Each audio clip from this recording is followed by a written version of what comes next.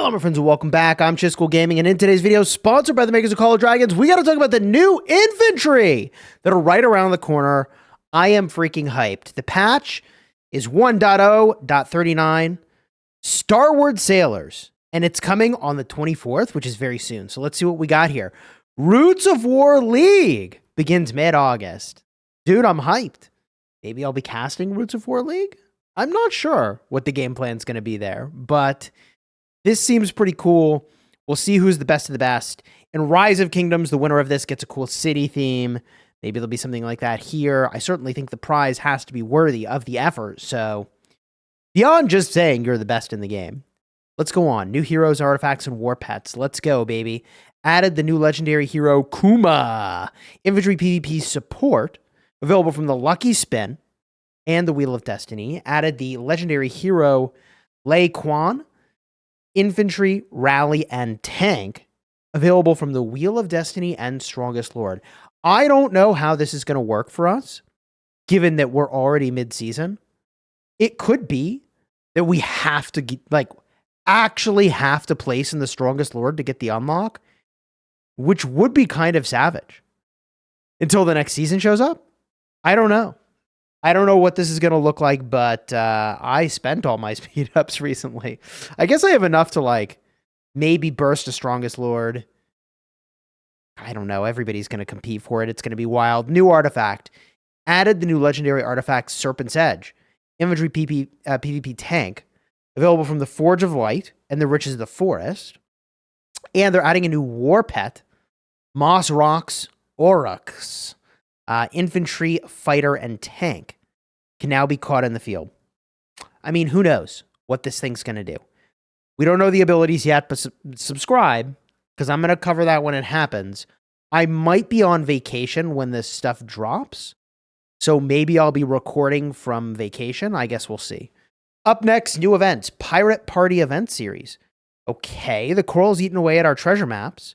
The depths may swallow a pirate's very name. You're invited to celebrate by the light of the moon. In the Pirate Party Event Series, you can win Golden Helm, Avatar Frame, and Nameplate, Octo Podium, City Decoration. All right. Cool. Holiday events? Question mark? Is that what that is? Astral Agreement Limited Time Cosmetics. Okay, new cosmetic. System improvements. Let's get into it. Removed tier distinctions in the Merit Store. After the update, the quality of all items in the Merit Store will be the same as the pre-update premium Merit Store. Cool. After Season 1, the Merit Store will no longer close and will remain open. Number of merits retained in the Merit Store each weekly reset will be increased to 300,000. Thank goodness, bro. You can now enter the Merit Store via the Alliance Store or Season interfaces to purchase items. After the update, the Merit Store will be automatically refreshed. Ooh. So buy whatever items you need in advance. Wow. Okay, so I think that means buy out the store, but don't use the 100 gem reset on the weekly Merit Store because it's going to be a higher tier for some people. That would be the case for me. Alliance point scoring rule changes. Season 2 beyond. Storehouse, okay, whatever. Storehouse will gain 40,000 Alliance points every hour until it reaches 1 million points. Improve season migration. Reduce the cooldown to 45 days. You can only migrate to a server newer than their own if a player's realm is entering into its first or second playthrough of Season of Strife. Huh. Yeah. I guess there's some weirdness of heroes and access to heroes, maybe? I don't know. Reduced migration costs. Migration permits will be significantly reduced for players with high power. Huh. Players who have migrated or discharged other players from a realm within the past year will have the difference in migration permits refunded. Wow, cool. I love that. I love that. Maximum number of migration permits in the Alliance Store will be increased. The Alliance point cost of migration permits in the store will be reduced. If you purchased those, you'll be refunded the difference. Wow. I mean, chat, just outright W's here? Season of Strife migration date has changed. Starts 14 days after entering into new seasons for realms in Season of Strife. Okay, I mean, cool. That sounded like all good stuff. Improve Brink of War realm buff rewards. Okay, so Brink of War realm buff, 3% all damage is pretty legit. But if you're not in those top ranks, what are you getting? So have been improved for realms that reach rank 4 or 5. The realm that reaches number 4 will receive 3% bonus to Legion March Speed. That's very good. The realm that reaches 5 will get a 3% bonus to CP Recovery. Yeah, those are legit. Those are actually legit benefits. Improved Seclusion and Discharge Display? I don't know what this is. Seclusion timer. If a player is offline for over 30 days, timer will be displayed. Oh. This is getting rid of people from your kingdom. Okay, fine. Season of Strife. Season 5 improvements. One new camp achievement has been added to SOS 5. Players who occupy the Frost Dragon lair by the time of the season summary will receive additional rewards. Change the opening time of the Runic Ancestor. All right, some changes here. Personally, I'm looking for other things. What else we got in here? New auto. Oh, this is very compelling. New auto switch target feature. When this feature is enabled, your Legion will automatically attack targets within range when the original target is defeated or disappears. This is suitable for all Legion types. I love this. When you're melting an enemy ball, high quality problem, I know, but targets just like vanish, vanish, vanish, and then you leave combat and you get kind of screwed. So this is a huge win for pushing DPS. Like DPS is going to go through the roof. And this, look, I don't have much hair left on my head, but this made me want to pull it out. And this is so good. So what would happen is I would target something, I would start to rush toward it, and then the target would die, and then my armies would be like halfway to the enemy, but just standing there and get absolutely dumpstered. I mean, like the worst reports of my life were cavalry rushing into an enemy that then dies, and the rest of the enemy ball just melts me because I'm standing there like a freaking idiot. And this is fixing it. Huge W. Improved cavalry unit skill unyielding rush. When unyielding rush is interrupted because the target has been defeated or disappeared, its cooldown is immediately reset. I feel like not only that, but I want it to target something else nearby and just keep charging. So we'll see how this new version pans out, but I'm optimistic. We've also got adjustments to Ferondil, Theodore, Goresh, Tohar, and Thunderlin. Wow. I feel like all of them could use a buff, except maybe Goresh. Goresh is already kind of cracked. So I guess we'll see kind of what that looks like. Army, and I guess there's somewhere I could go to find this, but let's just keep going through this note for now. Maybe we'll double back for that. Army group feature improvements. Army groups and reserve legions features will be enabled in Season 2 and beyond. When the feature comes online, this change will take effect when the season ends. Keeping Alliance membership capped at 200, we've made a number of improvements to Alliance membership to standardize rules across old and new servers. Ooh. So, Alliance Core Fortress, higher member cap. Member limit by 1 for every 20 towers. Previously, 1 for every 5. Interesting. Divine Covenant now increases membership by 15 instead of 10. Then 40 instead of 10. Whoa. So, tech is freaking huge. Wow. Wow, wow, wow. In order to encourage Alliance tech development, Alliance Tech can now provide a membership limit increase of up to 95 members. And behemoth limits have been reduced. Improved Alliance recommendations. Okay, improve the recommendation logic. That's fine. Improved Alliance priority list. Up to 200 players from 60. So crucial. Finally. Love this. Personal development improvements. New exemplars. Oh boy. Breath of the Forest. City defense just got that much better. Bloodblade banner. I wonder if this will work for rallying. Sorlands finally makes the cut. Ancient tree roots. I don't think anybody cares. Staff the Prophet. I wonder what this will do. That's your teleport thing. Dragon Rift. I don't know if anybody cares. Visage. It's powerful, but I don't know if anybody's using it. Flying is like good, but in kind of a weird place. Like I think. I don't know. Deathless Vines is pretty powerful, but I wonder what the effect will be. Violas. And Tear of Arbin. Okay, Tear of Arbin. I don't know if anybody cares. Iron Tusk is in and Lunaris are in. Those are the new ones. So cool to see those in there. I mean, look, I feel like the exemplar situation is super weird. It's weird because if the new artifact is meta for Rally Garrison, but it's not exemplar, it may not be meta. So like, it's just weird. Like you almost need the exemplar to also be available the moment that a new artifact drops. I don't know what the answer is there. New reliquary system. The reliquary system becomes available upon reaching city level 16. When you acquire legendary or epic city themes, you can store them in your reliquary and activate them, allowing you to enjoy multiple buffs at the same time. Please note that buffs of city themes in the reliquary may differ from the theme's original buff. Interesting. I mean, we'll see how this looks. I think it could be a cool feature. It is kind of annoying to be switching city themes all the time. Like, it is genuinely kind of annoying. So, if you just get the buff generically, will be cool. More treaty, sentinel arrows, and research and building speed ups. That seems good. That seems good. More regeneration potions. That seems good. Mana Stone Hunter artifact cooldown reduced down to 20 hours. All right. What else? Artifact event experience improvements. Improve the season artifact compendium prize pool. You can improve the prize pool of a number of Season of Strife artifact compendiums. You can now select a number of artifacts to enter the compendium. Cool. Depending on your season grade. That's like your end of season draws. Ridge of the Forest draw guarantee now changed to 80. Yeah, I'm going to be honest with you.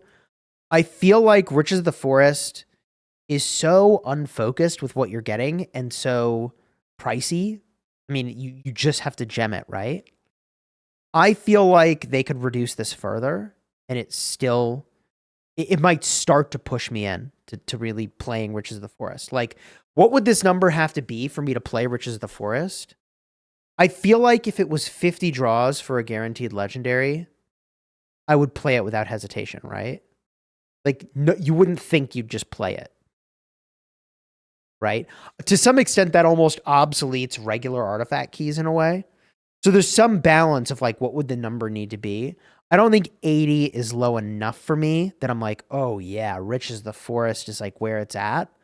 But it all depends on your level of spend. I would say 70 would start to really get my attention. Like, I might pull till I get a draw going to 70.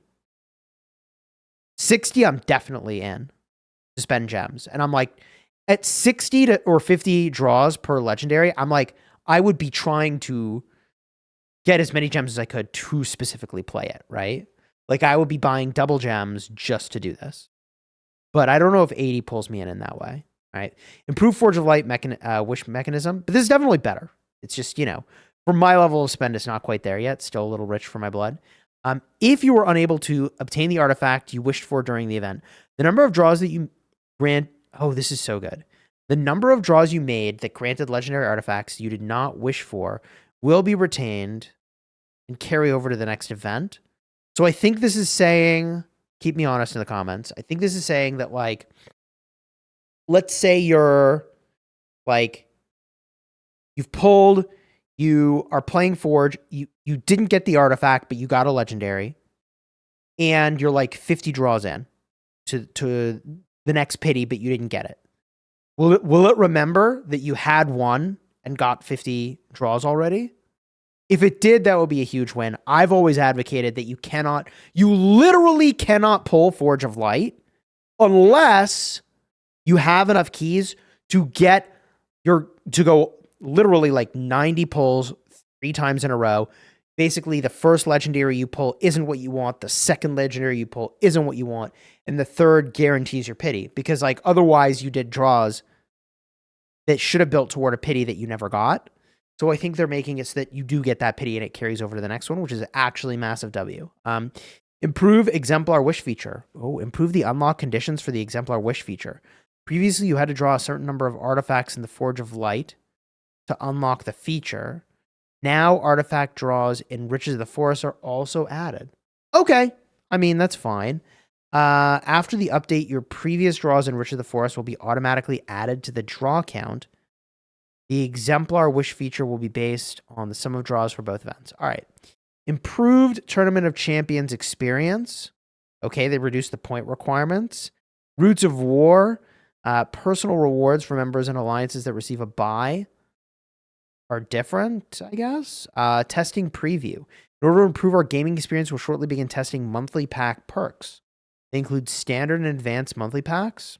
All right, I'll buy them. Added escort cart event to the escort clash event. I don't know what this looks like. It'll be rolled out. New players on certain servers. All right, new stuff to look for. Improve cosmetics. Oh my god, these patch notes just keep going. Oh my god. New queue management feature on the left-hand side of the screen. This is extremely common in this genre. Your research queue, your building queue, your training queues, all your queues. So many queues. Achievement system updates. 11 new achievements added. I don't really do the achievements here. I don't know why. I have not pursued achievements. Resource points removed faster. That's kind of nice. Resource points will decay faster on the map, I think. Okay. Resource points that have been gathered from will be removed more quickly and no longer be displayed on the map. Sucks to go into a partially gathered node, especially at the start of the game when it's like low-level nodes. Drives me insane. Full display and top right minimap. All right. Improved chat system. Improved alliance notifications. Alliance messages and activity notifications have been improved when you receive mail from an alliance leader or officer, or an alliance member launches a rally and related feature button. It'll display a dynamic notification. Okay. Improved artifact draw animation. Every day after drawing 10x 5 times, previously 8 times. Oh, yeah, okay. This is here, but they're making it faster. Monthly special bundle improvements takes place at the start of the next month. Cool. All in all, pretty cool update. Definitely looking forward to the new infantry. You're not going to want to miss that. I actually just got, finally, bro, I do not know why I had the worst luck on my Venom. It took me for freaking ever to get there. But finally, I do have this to 3 stars. Now, the rest of this build is a little weird.